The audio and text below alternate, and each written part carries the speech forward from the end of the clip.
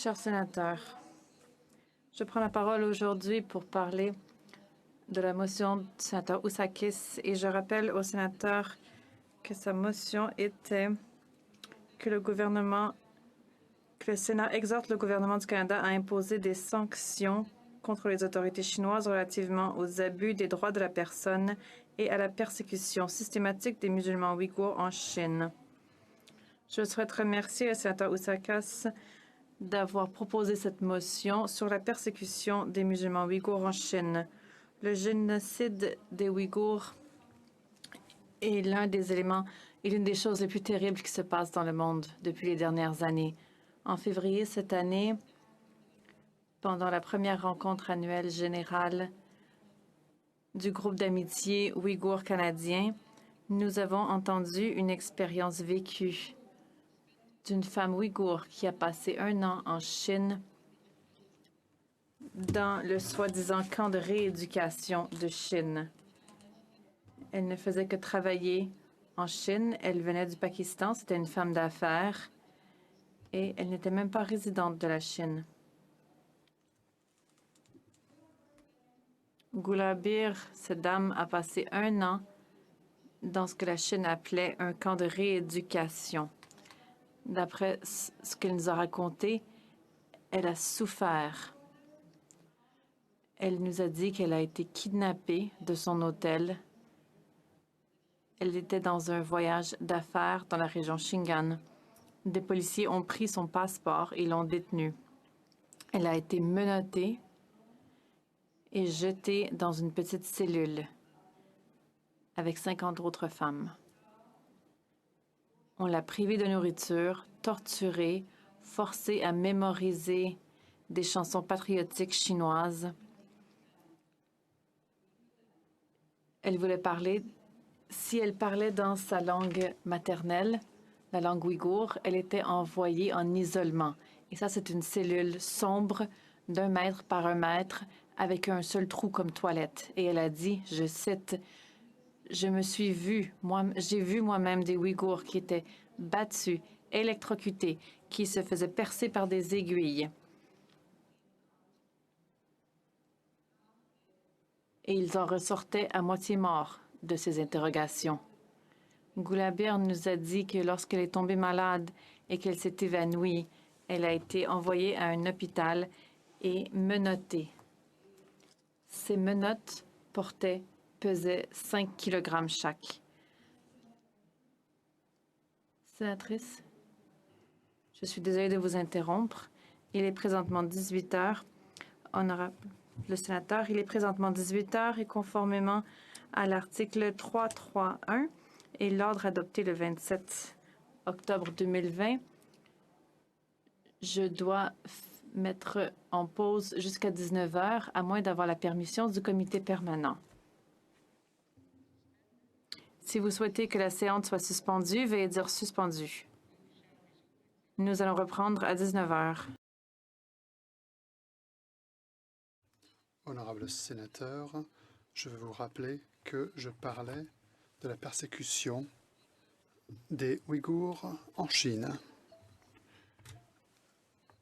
À l'hôpital, Gulabir a rencontré beaucoup de femmes et de jeunes femmes en veste jaune, un signe qu'elles étaient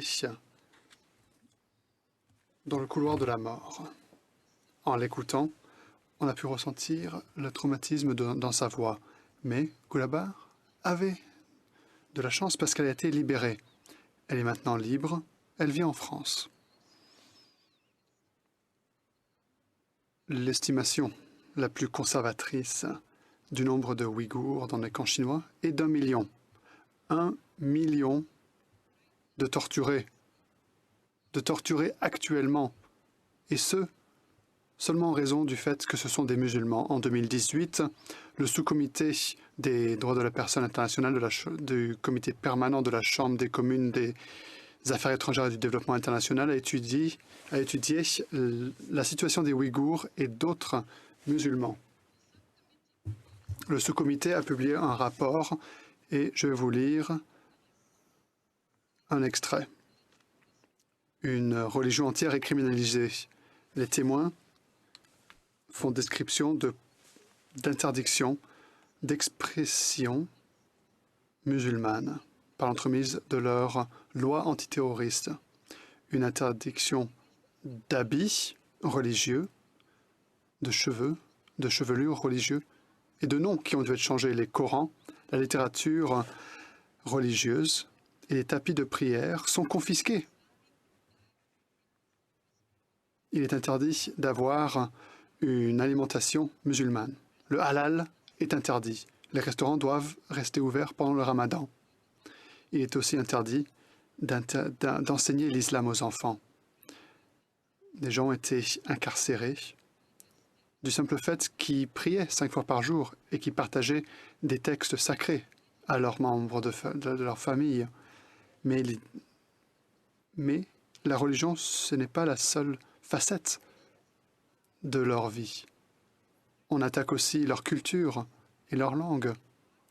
Leur culture et leur langue n'est plus enseignée à l'école. Et s'ils parlaient leur propre langue, les Chinois les incarcéraient. Des politiciens et des universitaires sont ciblés. Human Rights Watch a dit, et je cite, « La portée des sévices dans cette région est bien pire qu'auparavant. Les abus sont sans précédent. En plus, l'impact va au-delà de la Chine et touche les Ouïghours du monde entier, y compris des Ouïghours ici au Canada. C'est sans précédent. » Fin de citation. Comme c'est toujours le cas, les femmes souffrent de sévices sexuels. Les quelques femmes qui ont pu fuir à des pays où elles se sentaient en sécurité parlaient de viols et d'autres sévices sexuels. L'histoire la plus commune est comme suit.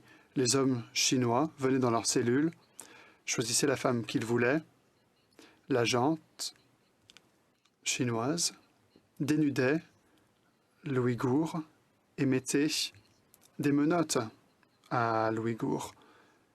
Les Ouïghours étaient puis apportés à une salle sans caméra où elle était violée par une personne, par plusieurs personnes et parfois plusieurs fois par nuit. Une femme qui a miraculeusement survécu à ce camp de, entre guillemets, rééducation, a dit à la BBC, peut-être c'est la cicatrice qui sera la plus difficile à effacer. J'ai choisi le viol. Je n'ai pas choisi de parler de torture par voie électrique et d'autres formes de torture utilisées dans le cadre de violences sexuelles. Comme on l'a dit, c'est sans précédent.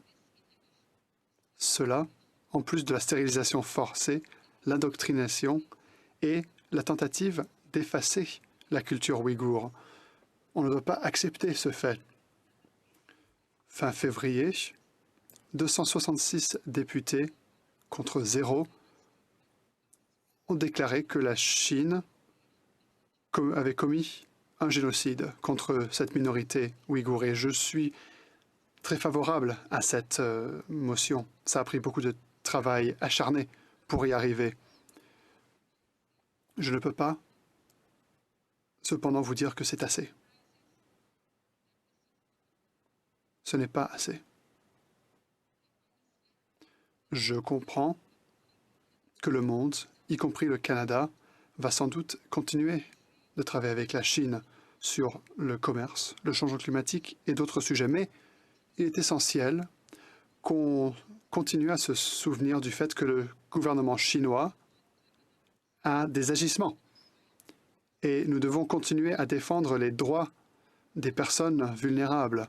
Et je dois me demander pourquoi est-ce que notre gouvernement a hésité dans son intervention face à ce génocide.